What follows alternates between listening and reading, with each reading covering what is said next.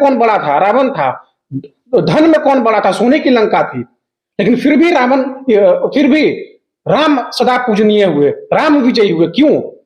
चरित्र के कारण। तो उसी जो राम जी का चरित्र था उसी को उसमें समावेश किया गया है, इसी लिखा रामचरितमानस। तो मैं समझता हूं कोई भी बुद्धिजीवी व्यक्ति रामचरितमानस पर किसी प्रकार का नकारात्मक टिप्पणी तो नहीं करेगा। नमस्कार, आप देख रहे हैं डी न्यूज और मैं हूं अभिषेक मिश्रा। बिहार के शिक्षा मंत्री चंद्रशेखर के एक बयान पर बवाल बढ़ गया है। बयान रामचरितमानस को लेकर है और जाहिर तौर पर जब किसी पवित्र ग्रंथ को लेकर टिप्पणी होगी और वैसी टिप्पणी जो बुरी लगे, जिसके बारे में कहा जाए कि विवादित बात बोली गई है, तो जाहिर तौर पर राजनीति में भी बवाल बढ़ेगा। हमारे साथ जेडीयू के नेता कृष्णा जी हैं। कृष्णा जी, कहीं कोई राजनीतिक नुकसान तो नहीं हो जाएगा इस बयान का? बिहार के शिक्षा मंत्री कह रहे हैं रामचरितमानस नफरत फैलाने वाला ग्रंथ है। देखिए, मैं समझता हूं तमाम मीडिया के साथियों को एक बार और बात करना चाहिए शिक्षा मंत्री जी से और स्पष्ट करना चाहिए ये चीज उन्होंने किस परिप्रेक्ष्य में कहा है, किस चीज को संदर्भ में रख करके कहा है। अभी कुछ देर पहले मैं देख रहा था, आदरणीय राजद के प्रवक्ता मृत्युंजय जी ने भी इस चीज को स्पष्ट किया है कि उनका कहना था कि रामचरितमानस पे किसी का कॉपीराइट नहीं है, रामचरितमानस पे बीजेपी का कॉपीराइट नहीं है।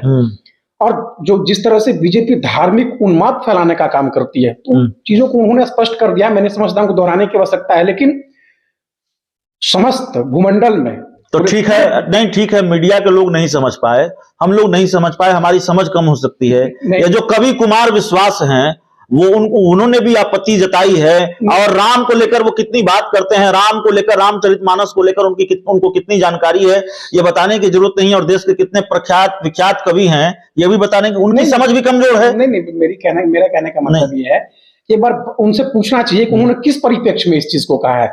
कई बार होता यह है कि हम बोलते कुछ है, हम किसी और नहीं, उनसे पूछना चाहिए या जब इतना विवाद हो रहा है तो उनको खुद आकर सफाई देनी चाहिए। बिल्कुल, वो सफाई देंगे भी, मीडिया में आएंगे और वो सफाई देंगे भी, देना भी चाहिए, नैतिक जिम्मेदारी है उनकी कि आकर वो दें और मैं समझता हूं कि वो आकर देंगे। देखिए, दूसरी बात एक ये है कि पूरे भारत में रामचरितमानस एक ऐसा धार्मिक ग्रंथ है जिस पर नकारात्मक टिप्पणी करना, मैं समझता हूं कोई समझदार आदमी उस चीज पर नकारात्मक टिप्पणी नहीं कर सकता है।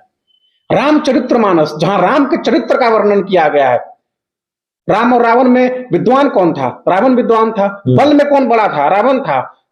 धन में कौन बड़ा था? सोने की लंका थी। लेकिन फिर भी राम सदा पूजनीय हुए, राम विजयी हुए। क्यों? चरित्र के कारण। तो उसी जो राम जी का चरित्र था उसी को उसमें समावेश किया गया है, इसी लिखा रामचरितमानस। तो मैं समझता हूं कोई भी बुद्धिजीवी व्यक्ति रामचरितमानस पर किसी प्रकार का नकारात्मक टिप्पणी तो नहीं करेगा। तो अब ये चीज अगर उन्होंने कहा है, आदरणीय चंद्रशेखर बाबू ने कहा है, तो एक बार उन लोगों से उनसे स्पष्ट पूछ लेना चाहिए और उनको भी स्पष्ट कर देना चाहिए मीडिया में आकर के कि उन्होंने किस परिप्रेक्ष्य में इस बात को कहा है। उपेंद्र कुशवाहा को लेकर भी कई तरह की खबरें आ रही हैं। डिप्टी सीएम बनने को लेकर चर्चा थी, नीतीश कुमार ने कह दिया नहीं, डिप्टी सीएम की बात तो फालतू है। अब खबर आ रही है कि पाला उला बदल सकते हैं, बड़ी चर्चा है इस बात की। नहीं, आदरणीय उपेंद्र कुशवाहा जी ने भी पहले भी स्पष्ट किया है सर कि नीतीश कुमार जी का और उनका डीएनए एक है। नीतीश कुमार जी और वो दोनों एक राह पर चलने वाले व्यक्ति हैं, दोनों विकास की आवाज एक तो जब उपेंद्र कुशवाहा ने कहा और आप उस बात को दोहरा रहे हैं कि डीएनए एक है, डीएनए के बारे में या तो साइंटिफिक जानकारी नहीं है या जानबूझकर आप लोग ऐसा बोलते हैं। डीएनए जो होता है वो बदलता नहीं है।